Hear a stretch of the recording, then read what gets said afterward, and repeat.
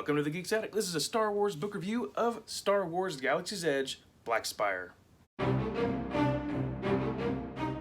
Star Wars Galaxy's Edge, Black Spire was written by New York Times Bestselling Author Delilah S Dawson. Now, Dawson also wrote the Phasma novel. Now, this is a tie-in novel to the Disney theme park, Galaxy's Edge.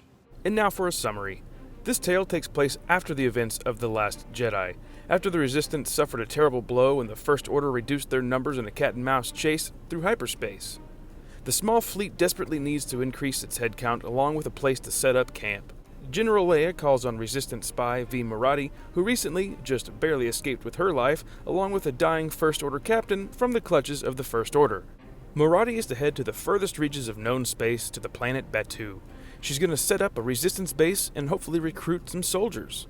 She won't go alone on this mission. Her new partner is her former foe, Archex, formerly known as Captain Cardinal, the Red Trooper with a cape from the Phasma novel. Well, the mission falls flat right out of the gate when Moradi's ship crashes on Batuu on the outskirts of Black Spire Outpost. While V and Archex are unconscious and their droid is wrecked to bits, their ship is raided and all their goods, including their long-range communication equipment, is stolen. Now, V and Moradi must figure out a way to get back their lost supplies, recruit to the cause, and contact General Leia. Oh yeah, and try to figure out how to work with the local gangster and fight against the First Order in the process. Will V. Moradi have a successful mission? Will Archex stay true to the Resistance or turn back to the First Order? Guess you'll have to read this book to find out. Now let's talk about character. From a lineup of new characters and a few familiar, I'm only mentioning two, and they are slightly familiar. Up first is V. Moradi. In my opinion, V is a horrible spy. She wears a jacket with the Resistance logo on it and has her hair dyed blue.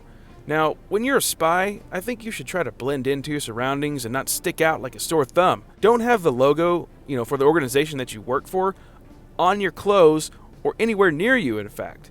Now, she talks way too much.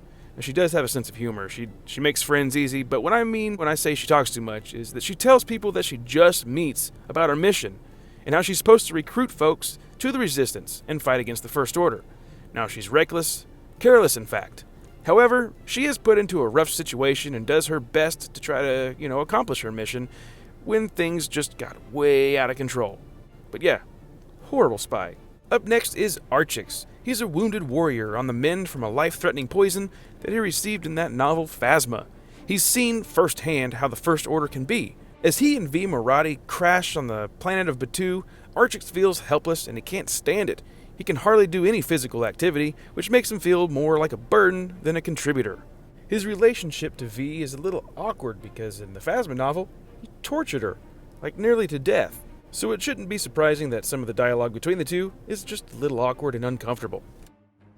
And now for my overall thoughts. Delilah S Dawson delivers a fun, action-packed, high-stakes adventure. In my overall review, I like to give my honest opinion, so that'll be the pros and the cons. This novel is mostly easy to read, but for me there were a few parts that dragged a little. The plot is simple, making the adventure feel like an enjoyable classic. I had a really hard time taking the lead character V. Moradi serious. Her sarcasm was always at odd times and her cockiness was always a little bit too much. If she's one of the best in the Resistance, then yeah, the Resistance is in a lot of trouble. I didn't like how this spy was so outspoken and flamboyant about who she was and what she was doing on the planet. Most of the other characters in the story, though, were written pretty well. Archex, or Captain Cardinal, was an interesting choice of character to bring back. I don't know if bringing him back, pretty much from the dead, was really necessary. However, Archex does have a pretty cool moment in this book that might make you pump your fist in the air. The dialogue was pretty good, minus those sarcastic moments from V. Moradi, as I mentioned before, just being a little off-putting. The Batuuian culture, I guess Batuuian might be the proper word there, but the people of Batuu, their cultural greetings were nice, making Batuu feel like a lived-in, real place. Dawson's writing style in this novel was pretty straightforward, telling a linear story without cutting to past events. The book is obviously an advertisement for Disney's Galaxy's Edge theme park, but it does fit in nicely with the overall Star Wars story, progressing events forward. Some of the writing was a little choppy, making the final climax come off a little bit like an 80s or 90s action movie. It has a quick wrap-up to a long story that could have been a little bit shorter to build up to that final climax. The two opposing sides somehow knowingly expected that an event was going to take place at a specific time. A few story points felt a little repetitive, some events being too similar to each other and happening multiple times. Could have cut some of that stuff short. There are a few teases and callbacks that raise a few questions and stir up excitement. Overall, the book was pretty good despite the few dull and overly exaggerated moments. So do I recommend that you read Star Wars Galaxy's Edge Black Spire by Delilah S Dawson? Sure, especially if you have plans to visit Galaxy's Edge anytime soon. So for a rating, I will give this a B.